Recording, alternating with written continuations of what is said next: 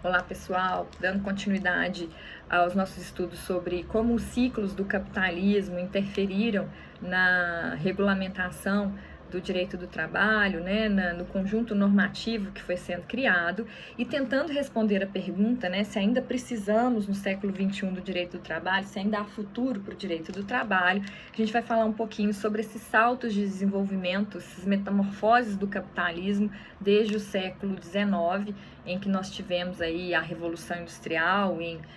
Alguns autores consideram, né, que foi um processo de crescente industrialização que se verificou a partir de 1760, entre 1760 e 1840, nos países que tinham um desenvolvimento maior, né, da indústria na Europa, e um momento este em que a gente tem as primeiras leis sendo criadas para tratar de limites à jornada de trabalho, para estabelecer idade mínima para os trabalhadores, e então uma preocupação muito mais voltada a essas questões mais urgentes.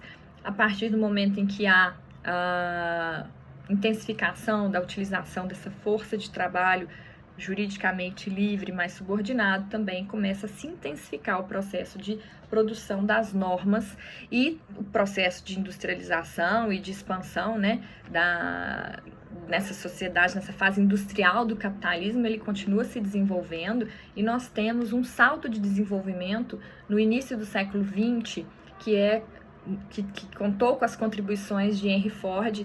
Daí a gente fala em sistema fordista de produção, e de Taylor, que também trouxe contribuições com a racionalização científica sendo utilizado, o controle de tempos e movimentos sendo utilizado na produção de bens a partir do século XIX, aliás, a partir do início do século XX. E nós temos aí, nesse momento, né, a partir de 1900, principalmente a partir de 1920, um momento em que o direito do trabalho ele se consolida como ramo jurídico autônomo. Então, além de haver a intensificação, existe uma organização sistêmica em torno dessa questão trabalhista. Começam a ser incorporadas em algumas constituições, como a do México de 1917, a da Alemanha de 1919, direitos voltados para questões sociais. Então, a gente pode dizer que o direito do trabalho ele conquista aí a autonomia a partir da segunda década do século XX, principalmente. E as alterações, né, as metamorfoses do capitalismo continuaram acontecendo. Nós tivemos, em 1929, a crise que gerou, né, a quebra da Bolsa de Valores de Nova York, e que fez com que as principais economias naquele momento, né, as principais potências econômicas naquele momento, tivessem que adotar medidas, planos de recuperação e dar uma atenção maior às lutas de classes que começaram a se intensificar, né, nas grandes indústrias, e também vertentes mais progressistas começaram a ganhar força a partir daquele momento. Então a gente passa a ter aí, a partir da década de 1930, uma nova matriz cultural influenciando essas conquistas do direito do trabalho, sendo se consolidando como uma conquista, e também teorias econômicas que trazem uma vertente mais progressista, uma outra visão do capitalismo, como, por exemplo, a teoria econômica de John Maynard Keynes, ou keynesianismo.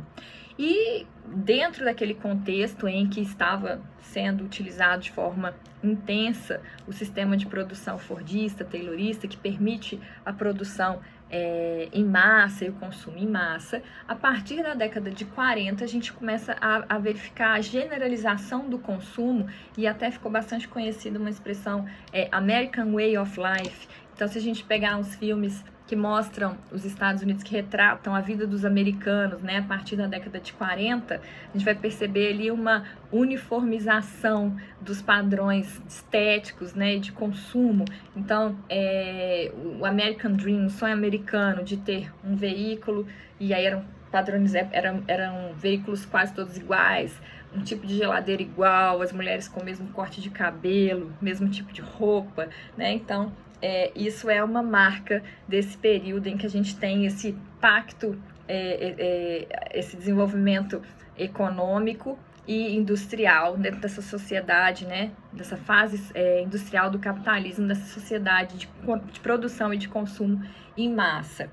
E também a partir de 1945, esse caldo, né, essa nova matriz cultural, e em virtude da necessidade também de recuperação das economias que tinham vivido, que tinham sido afetadas com a Segunda Grande Guerra, então principalmente a partir de 1945 e nas 3 décadas subsequentes, foi um período de bastante de intensificação desse desenvolvimento econômico, desenvolvimento industrial, e é como se tivesse indo aí de vento em popa, o Fordismo, o Taylorismo tivessem permitindo que a industrialização fluísse de vento em popa, com a intensificação da produção, intensificação do consumo, e isso tudo gerou o que foi conhecido, ou fase que foi conhecida como os anos gloriosos do capitalismo, e em alguns países também se arquitetou o chamado estado de bem-estar social.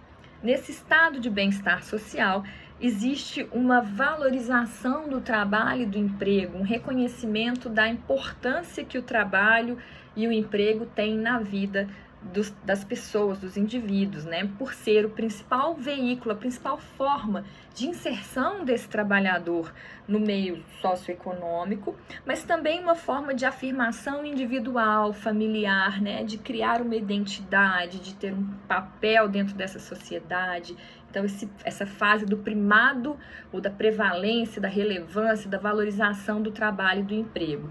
Consequentemente, esse emprego é regulado e regido por normas jurídicas, então é uma fase em que existe aí uma intensa produção normativa em torno das questões do trabalho, conquistas significativas, né, nesse sentido. E também mostram que nesse período, nessa dinâmica econômica do capitalismo, ela estava submetida a uma certa função social. É claro que a desigualdade social não deixou de existir, mesmo nesses chamados anos gloriosos do capitalismo. Pelo contrário, porque é inerente ao sistema capitalista a divisão das classes sociais e, consequentemente, da desigualdade. Existem aqueles que são os proprietários dos meios de produção e aqueles que só têm o seu trabalho para oferecer como forma de prover a sua própria subsistência. Mas houve ali naquele período uma restrição a tendências autofágicas, mais destrutivas e mais cruéis, vamos dizer assim, dentro do sistema, do modo de produção capitalista. E aí essa relação, né, gerou, esse contexto gerou também um direito do trabalho mais forte, mais tutelar, mais abrangente. Mas, por outro lado, também, como houve ali um reconhecimento de direitos, houve também uma conformação social, porque o direito do trabalho, ele claro, cumpre uma função progressista, modernizante, de ampliação de direitos e garantias, de visar a melhoria da condição social do trabalhador, mas, por outro lado, ele também tem uma função conservadora, que permite a manutenção do status quo. Porque a partir do momento que começam a ser reconhecidos direitos e a vida do trabalhador de um modo geral, né, de modo mais imediato, melhora, como aconteceu nesses anos gloriosos do capitalismo, deixa de existir uma resistência, um questionamento em torno do próprio sistema capitalista. Então, isso gera, por outro lado, uma alienação no sentido de deixar de lutar para a superação do capitalismo, para que haja algo diferente. Então, nesse sentido, é que é feita a crítica por alguns autores. Mas, no final do século XX, nas últimas décadas do século XX, a partir da década de 1970, final da década de 60, início da década de 70, aconteceu o que é conhecido como a grande virada, começou a ganhar força, se iniciou um processo de desconstrução cultural, de negação daquela matriz cultural que inspirou o estado de bem-estar social, numa vertente de culpabilização do direito do trabalho, um discurso de flexibilização e de desregulamentação da legislação trabalhista, como se o entrave ao desenvolvimento econômico fosse decorrente dessa regulamentação da questão social, como se o direito do trabalho fosse o culpado de estar atravancando ou estar impedindo o desenvolvimento econômico pleno, né, potencial. Mas, na verdade, o que aconteceu naquele momento, nas últimas décadas do século XX, é que aquele modelo que ia fluindo de vento em popa, né, um modelo que permitia a produção em massa, o modelo taylorista fordista, ele começou a dar sinais de esgotamento, realmente a produção superando o consumo, então houve uma estagnação do consumo, uma impossibilidade de escoar tudo que era produzido, e houve também a potencialização da resistência operária, né? Os trabalhadores voltaram a questionar diante desse momento de estagnação, né? Diante desse sinal de esgotamento, voltaram a reivindicar a cogestão e uma divisão daquele lucro que era produzido nesse contexto de produção em massa. Nesse contexto, a gente já tinha a mundialização do capital, a globalização já era uma realidade, né, de necessidade, inclusive, de expansão dos mercados em virtude dessa estagnação. E agravando esse momento que se verificaram esses sinais de esgotamento, também se verificou a crise do petróleo, a energia ficou cara a partir da década de 70. Tudo isso fez com que fosse necessária a reorganização do capital. E esse processo de reorganização do capital ele vem acompanhado também de uma reorganização da política ideológica, da política de dominação. E os traços que foram marcantes dessa reorganização do capital a partir da década de 1970 foram o neoliberalismo, com a consequente readequação ideológica contrária ao estado de bem-estar social, que era preciso defender, né, uma vertente ideológica que fosse contrária àquela propugnada pelo estado de bem-estar social, que buscava o pleno emprego, o equilíbrio econômico. E para essa proliferação dessas ideias, né, para a disseminação desse discurso, foi bastante importante, foram bastante importantes algumas lideranças políticas em países como a Inglaterra, com Margaret Thatcher, Estados Unidos com o Ronald Reagan e na Alemanha com o Kohl, que eram governantes que adotavam uma postura conservadora liberal, que no caso Margaret Thatcher, né, ficou bastante conhecida pela forma como ela tratava as questões sociais e principalmente como lidava com os sindicatos, né, no sentido de aniquilar os sindicatos, de destruir a atuação sindical, e o que era naquele momento favorável a essa tentativa de reorganização do capital a partir de uma vertente neoliberal, que propugna o quê? Que propugna uma exploração do capital de forma cada vez mais livre. Não se trata simplesmente de retornar àquela ideologia liberal de deixar fazer, deixar passar, de não intervenção do Estado. Não, é mais do que isso, é realmente uma racionalidade, é uma imposição de uma forma de pensar, uma forma de dominação a partir da economia, para a exploração econômica cada vez mais desenfreada, o enxugamento, né, da questão social, então a desconstrução, a retirada de direitos, de garantias, para que houvesse a redução de gastos do Estado, privatização, desindustrialização, tudo nesse momento, tudo combinado, numa vertente do capitalismo financeiro, uma intenção de permitir a maior acumulação, não necessariamente com a produção de bens e de serviços, mas com a especulação financeira também. Então, para que houvesse o exercício cada vez mais livre dessas possibilidades que se apresentavam a partir da década de 70. E tudo isso também associado a esses aspectos, como forma de reorganização do capital, dois caminhos surgiram: um caminho precarizante e um caminho de reorganização produtiva efetiva, que foi, né, que teve a fábrica da Toyota no Japão como um de seus precursores. A gente vai falar disso já daqui a pouco. Então, dentro das premissas que o neoliberalismo propugna, a gente tem essa desregulamentação dos direitos sociais, a desmontagem do setor produtivo estatal, mas o mais importante é uma readequação ideológica, é um bombardeio a partir das teorias econômicas de Hayek e Friedman, contrárias ao estado de bem-estar social, com a disseminação do discurso que seria inviável manter aquele estado intervencionista e submetendo os países a uma racionalidade política e diferente do exercício do poder governamental, né? Então a gente começa a perceber, por exemplo, a dominação do Estado da sociedade através da economia a partir de cartilhas, a partir de diretrizes que estados que tinham desenvolvimento econômico, chamadas potências econômicas, passam a impor para outros países em desenvolvimento. Então, nesse contexto é que a gente tem, por exemplo, o Consenso de Washington, nos Estados Unidos, em 1889, no qual a gente tem assentadas diretrizes, que são recomendações do FMI, do Banco Mundial, para que os países conseguissem empréstimos, auxílios. Isso integra um sistema disciplinar mundial que a comunidade financeira internacional impõe para os países que estavam em desenvolvimento, os países com economia não tão fortalecida quanto os demais.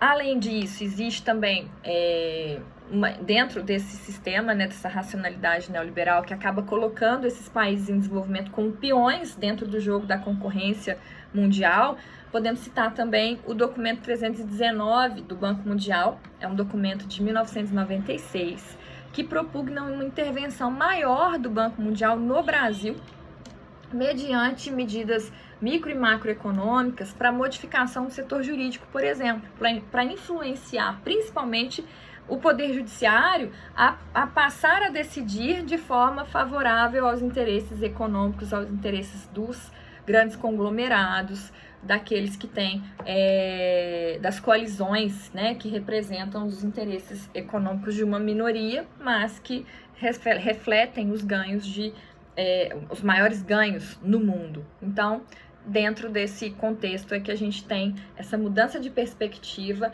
a partir dessa racionalidade neoliberal, num contexto em que nós temos a globalização, as inovações tecnológicas e que permite, então, que o capital ele seja viajante, que as indústrias se instalem em qualquer lugar do globo terrestre, que seja possível multiplicar os ganhos, né, a partir de especulação financeira, e isso contribui para o caminho precarizante.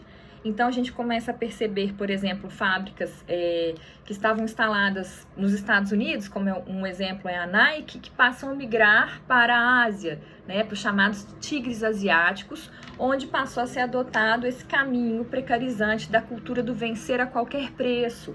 Então, países que passam a permitir a entrada sem um compromisso social, só com uma preocupação econômica, de empresas, sendo que naqueles países a legislação normalmente é mais precária, os sindicatos são oprimidos e passam ali a explorar com jornadas extenuantes, né, e num contexto de governos autoritários, a mão de obra.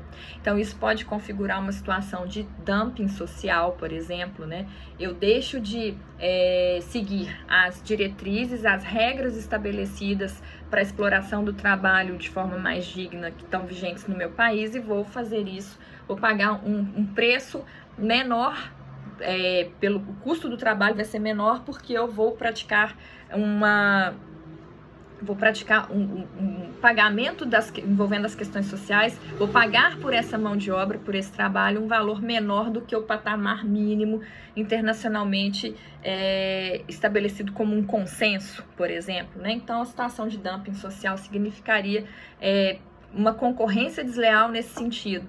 Então, por exemplo, uma fábrica que se instala lá, que se instalou nessa época lá nos tigres asiáticos, ela tinha um custo de produção muito mais baixo do que uma fábrica que se manteve instalada nos Estados Unidos, tendo que cumprir a legislação ali, né, existente. Então, é nesse sentido que a gente começa a ver também essa corrida ao fundo do poço, né?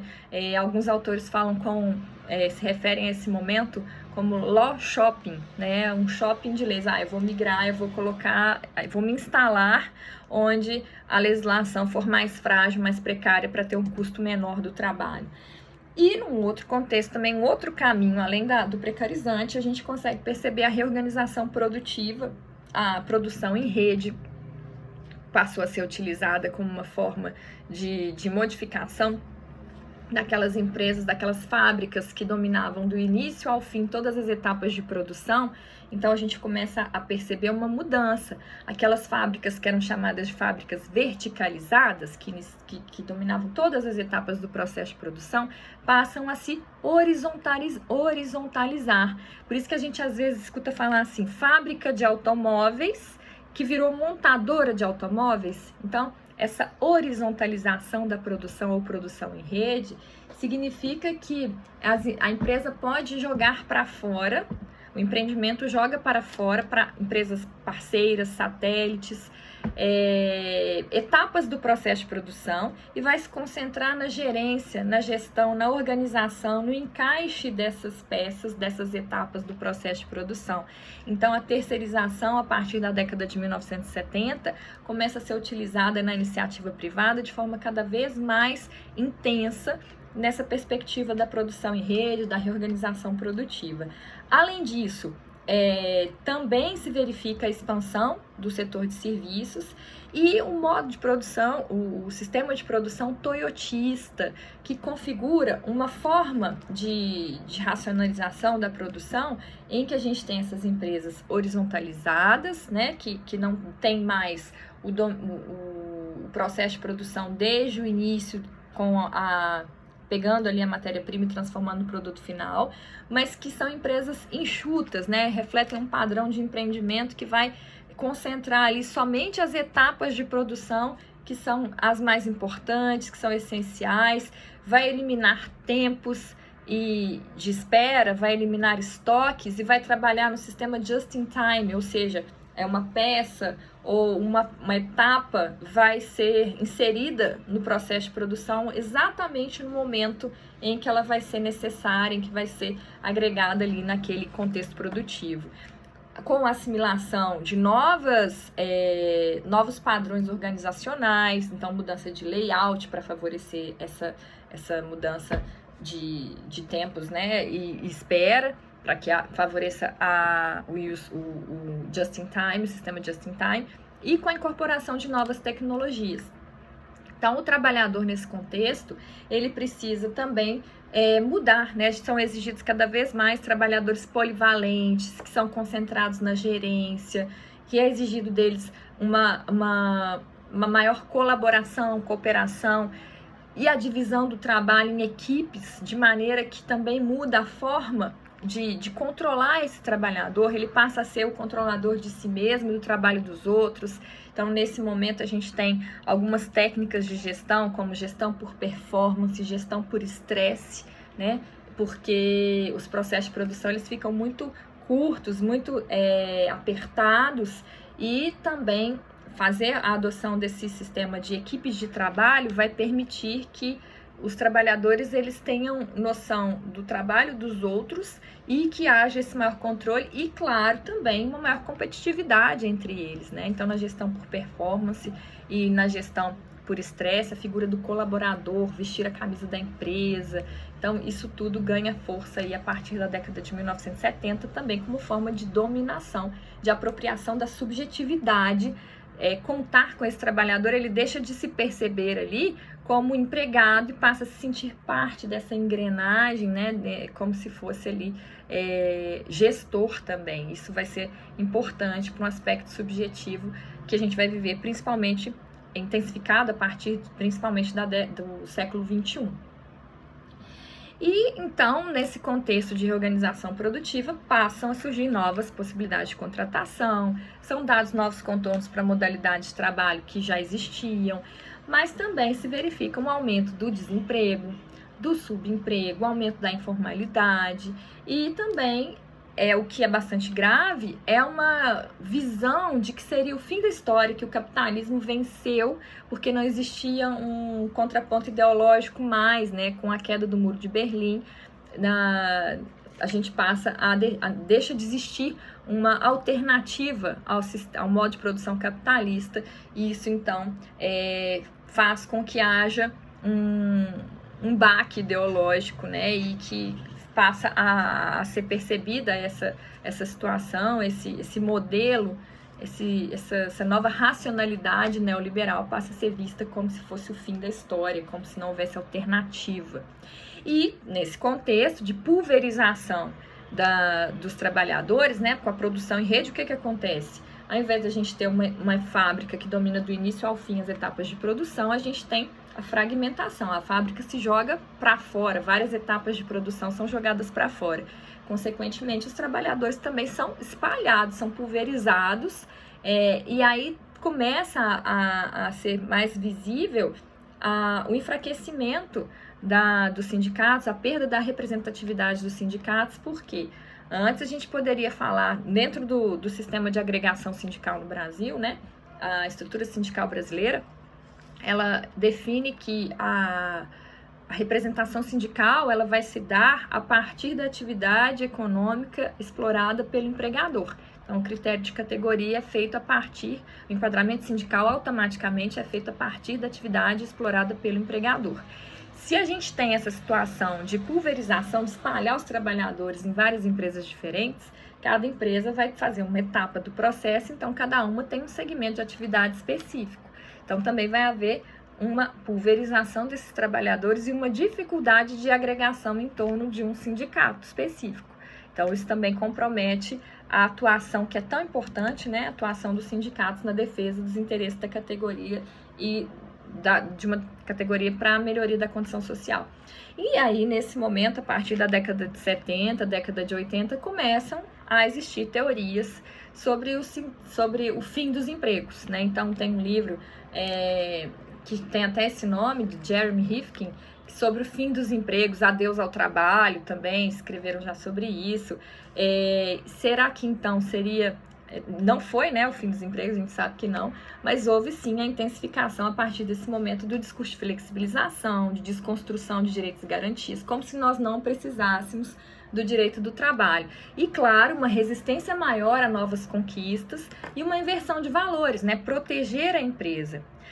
E é curioso lembrar que a nossa Constituição de 1988, ela tem uma matriz social, ela reconhece a função social do trabalho, a valorização social do trabalho, a dignidade humana como valor principal, mas ela foi promulgada em 1988, quando a gente já estava vivendo no Brasil os efeitos dessa onda flexibilizatória iniciada em 1970.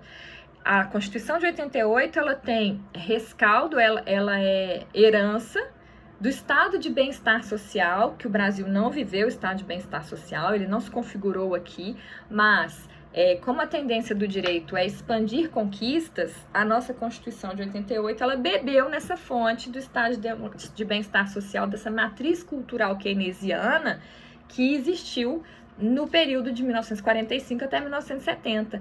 Mas muitos dos direitos assegurados na nossa Constituição de 88 não são efetivados por uma questão política, né? O nosso Poder Judiciário, no momento que pode decide numa vertente menos progressista, justamente porque nós já estamos sob essa perspectiva de desconstrução de direitos e garantias, de flexibilização do direito do trabalho. Mas a pergunta é: o que mudou desde o momento em que a gente tem o surgimento do direito do trabalho até esse momento, né, no final do século XX? O que mudou em relação à desigualdade, em relação à exploração do trabalhador? Ele passou a ter maior autonomia, deixou de existir a desigualdade econômica? Não, pelo contrário, o trabalhador está cada vez mais dominado pelo sistema, cada vez mais dependente da sua força de trabalho para prover sua subsistência. Então, a mesma razão que levou ao surgimento do direito do trabalho, que era a desigualdade, a vulnerabilidade desse trabalhador no contexto da relação de emprego, que era mais importante naquele momento, e que apesar de hoje a OIT, a Organização Internacional do Trabalho, reconhecer que o emprego não é necessariamente, né, a única forma de ocupação, que estão surgindo outras formas de trabalho, apesar disso, continua existindo essa desigualdade, né? Nesse contexto em que já existia esse discurso flexibilizatório de desregulamentação das questões sociais, o processo de desenvolvimento não para, né? Nós vivenciamos o fenômeno que ficou conhecido como quarta revolução industrial, que é a revolução associada ao conhecimento, à informação, a revolução tecnológica. Foi a terceira revolução industrial, marcada aí principalmente pelo toyotismo e pelas inovações tecnológicas, e já mais adiante vivemos a quarta revolução industrial, que é a revolução associada ao conhecimento e à informação. E essas novas metamorfoses trazem o avanço do trabalho material, cada vez mais robôs sendo utilizados nos processos de produção, tecnologia digital e a forte expansão do setor de serviços. Isso traz um novo padrão de dominação, de apropriação da subjetividade do trabalhador e com a generalização da concorrência, né? Hoje em dia, a concorrência inerente à racionalidade neoliberal, ela é introjetada nos indivíduos, ela é uma ferramenta que faz com que os trabalhadores eles não se sintam parte de um todo, não existe mais um sentimento de pertencimento com essa pulverização a partir da produção em rede e com essas mudanças na forma de trabalhar, com o crescimento do trabalho material, do trabalho à distância, que agora com a pandemia está tão maciçamente sendo utilizado, né? Existe aí essa visão de uma competitividade, uma assimilação mesmo dessa competitividade entre os trabalhadores que não se sentem mais parte de um todo, não se identificam, não há esse sentimento de pertencimento, identidade de classes, e isso contribui para minar a resistência, né, a fragilizar a crise dos sindicatos e, consequentemente, para minar a resistência e a possibilidade de se opor ao sistema e de buscar a melhoria das condições de trabalho. E nesse contexto também a chantagem do desemprego, a chantagem do crescimento, é necessário flexibilizar para que haja desenvolvimento econômico, né?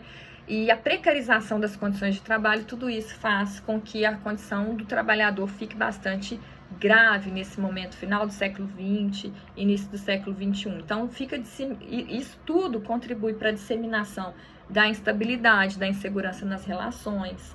Esse rompimento dos laços de solidariedade também, né, faz parte da destruição do coletivo, da destruição das instituições, com o propósito justamente de dificultar essa resistência, dificulta que esses trabalhadores se agreguem em torno de um propósito, buscando um bem maior, né? Eles querem, hoje, o projeto individual a que cada um se dedica é o projeto individual de sobrevivência, basicamente, né? Existe uma busca maior por liberdade, também sob essa perspectiva do subjetivo, existe uma necessidade de viver mais intensamente o eu, o presente, né? Uma descrença no futuro, porque as coisas estão tão ruins, né? Quem nunca passou por essa sensação de que de não ter perspectiva de futuro, de que as coisas estão muito ruins e que não há perspectiva de melhoria.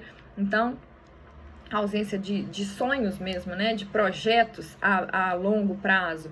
Então, as convicções hoje em dia são muito mais fluidas, mais mutantes, em contraposição à rigidez daquele padrão que a gente tinha na sociedade industrial, né, no sistema fordista, taylorista, como eu falei para vocês. A gente conseguia ver de uma forma mais palpável, de uma forma mais rígida, o trabalho, a rotina, o dia a dia, né? Vocês, né, devem ter pais, avós, tios, que tenham tido a experiência de terem sido empregados com carteira assinada e tiveram contratos duradouros. Hoje em dia é muito difícil que a gente tenha uma relação de emprego que perdure no tempo, que dure anos, que a pessoa passe a vida inteira trabalhando para o mesmo empregador, né? Então, esses aspectos subjetivos que são decorrentes dessa racionalidade neoliberal que interessam ao sistema, manter o desemprego, a informalidade, a concorrência entre os trabalhadores para separá-los, para distanciá-los, inclusive introjetando essa ideia, né?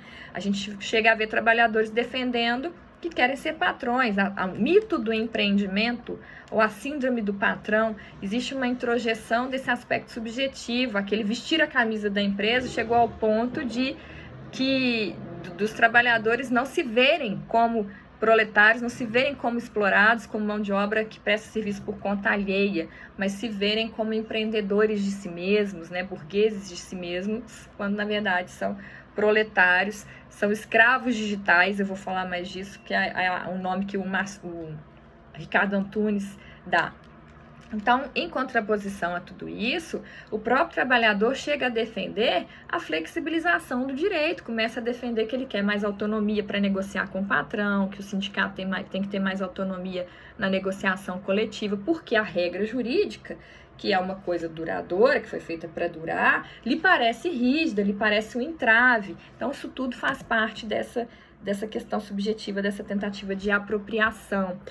Isso foi o mote da reforma trabalhista, das reformas trabalhistas no mundo, principalmente a partir da crise de 2008, a crise econômica de 2008, por alguns historiadores e economistas e sociólogos, é considerado um desdobramento dessa crise iniciada em 1970.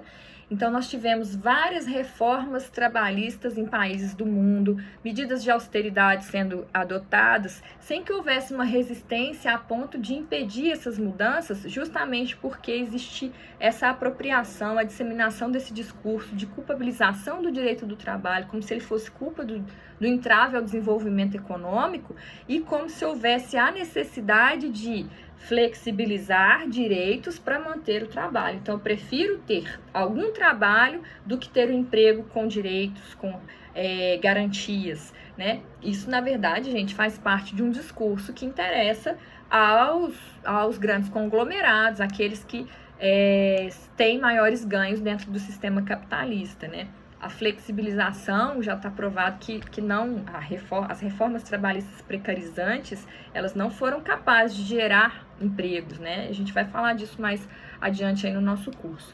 Mas só para vocês entenderem que essa é uma das vertentes, né? Está na exposição de motivos da Lei 13.467 de 2017, que foi o principal instrumento da reforma trabalhista no Brasil em 2017, essa justificativa de que haveria necessidade de maior autonomia, maior liberdade em detrimento da norma imperativa que assegura direitos de forma obrigatória. A gente vai ter um momento para falar sobre essa questão envolvendo a prevalência, a autonomia maior na negociação individual e coletiva, mas tem que ser vista com ressalvas dentro desse contexto. Concomitantemente a tudo isso, ainda houve um outro salto de desenvolvimento econômico. A partir de 2011, na Alemanha, começaram a se referir a um processo de assimilação do digital, né, das etapas digitais dentro da indústria, internet das coisas sendo utilizadas como indústria 4.0. Então, a gente já tinha um processo de desenvolvimento tecnológico dentro da linha de produção, mas na cyberindústria do século XXI a gente tem tablets, telefones sendo utilizados para dar comandos dentro do processo de produção. Então, os equipamentos eletrônicos conversando entre eles, dando comandos para a produção digital dentro da cyberindústria. E também começa a ser intensificada a utilização de algoritmos que pegam dados, né, na rede, dados e assimilam esses dados, criando novas oportunidades de negócios, inclusive por plataformas digitais, viabilizando o encontro entre aquele que precisa de um serviço e aquele que está disposto a prestar o serviço, como se fosse esse trabalhador um cliente, né, desse negócio, dessa oportunidade de negócio dentro do sistema que a gente pode chamar de economia compartilhada, peer-to-peer, né? Existem vários nomes para se referir, mas nenhum deles é completo a ponto de esgotar essa questão.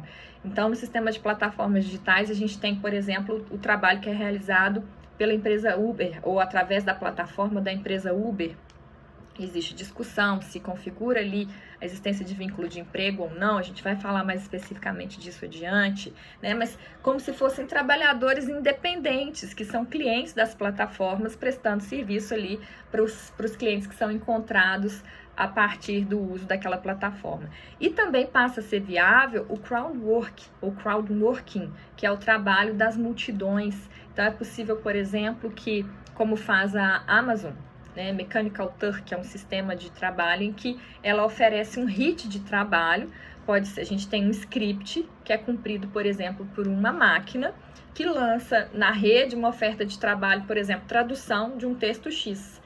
E aí, aquele que oferece ou que aceita prestar o trabalho por um preço menor, ele vai poder realizar aquela etapa fragmentada, aquele trabalho fragmentado. Isso favorece o que a gente chama de gig economy, ou economia dos bicos. Então, a proliferação do trabalho informal. Estima-se que, a OIT estima que até daqui a 10 anos ou 20 anos, salvo engano, 60% do trabalho nos Estados Unidos vai ser realizado nesse sistema informal, dentro dessa perspectiva do gig economy, trabalhos de curta duração, etapas dentro de um processo de produção. Então, tudo isso, esse contexto é o que a gente tem aqui a partir do século XXI. Então, a gente tem um trabalho cada vez mais fragmentado, né? Trabalho realizado através de microtarefas, trabalho realizado por resultado e, consequentemente, também por curtos períodos de tempo. Isso gera uma mudança da relação do tempo com o próprio trabalho. Por quê? Porque, em primeiro lugar, o trabalhador ele não vai ser mais remunerado pela disponibilidade de tempo para realizar um trabalho. Ele vai ser remunerado somente pelo trabalho útil, pelo tempo útil, que se converte no resultado. Além disso, faz com que haja uma impossibilidade desse trabalhador ter uma previsão de quais trabalhos ele vai realizar e, consequentemente, do quanto ele vai ganhar.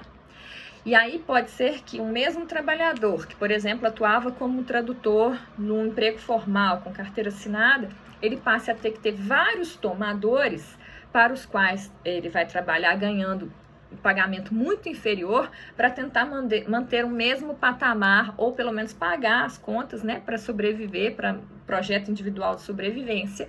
Então, isso vai comprometer, inclusive, os tempos de descanso. Hoje a gente tem no direito do trabalho o reconhecimento do direito direito à desconexão, ao direito de não trabalhar, a importância para a saúde, para a integridade física e psíquica do trabalhador, dos tempos de descanso, seja um intervalo dentro do horário diário, entre um dia e outro, entre uma semana e outra, das férias, não é mesmo?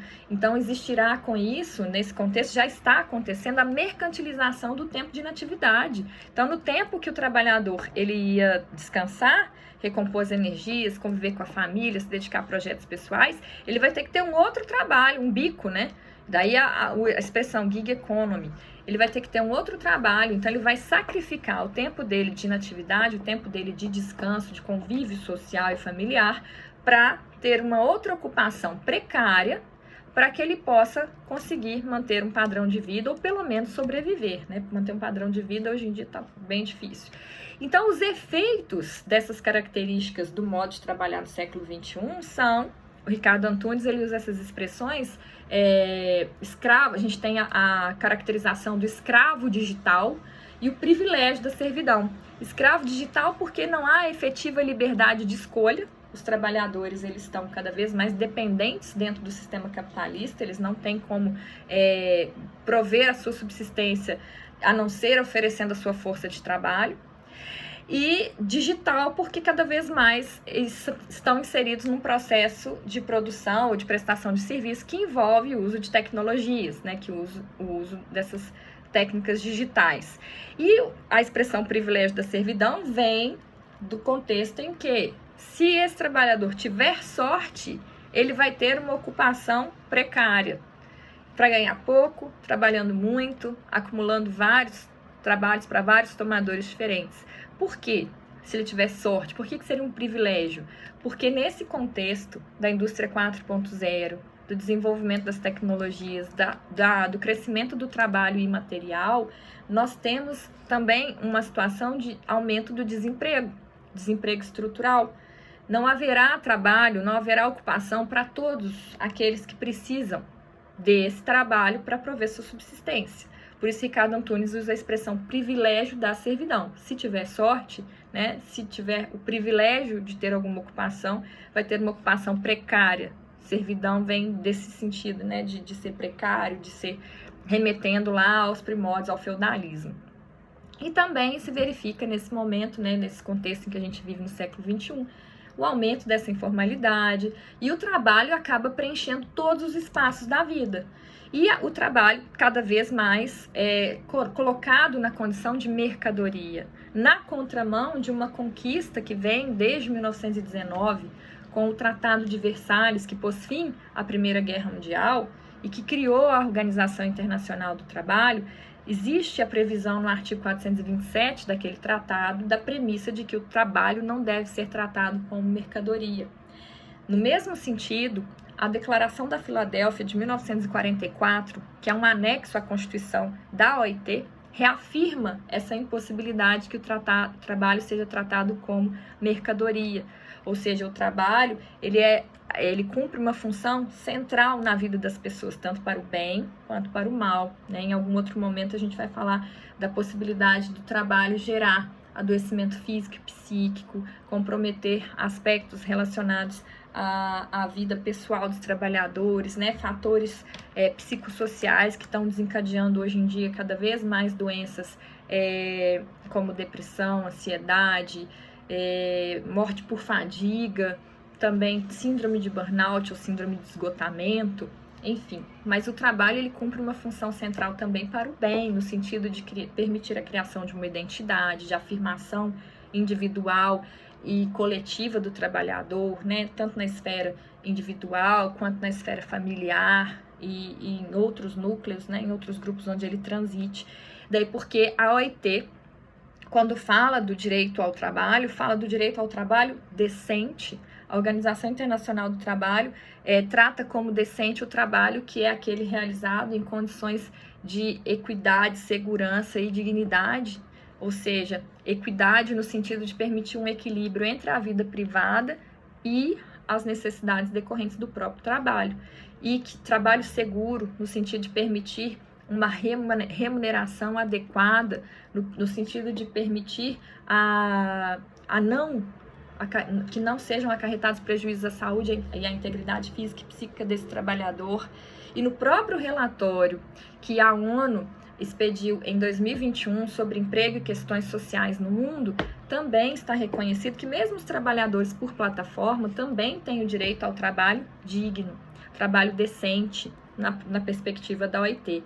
Então, por isso é que pensando em quais são os desafios e as perspectivas do direito do trabalho no século XXI, se ainda precisamos do direito do trabalho do século XXI, fica muito difícil da gente dizer que não precisamos do direito do trabalho, porque temos, né, uma massa de trabalhadores precários que são explorados tanto quanto na época da Revolução Industrial. Então, a gente tem um contexto ainda de desigualdade e de necessidade de reconhecimento de direitos, de regras mínimas, seja na condição de empregado ou não. Essas modalidades podem variar aí dependendo do contexto, mas ainda existem os mesmos fundamentos que levaram ao surgimento do direito do trabalho, tendo como objeto a relação de emprego, continuam existindo hoje.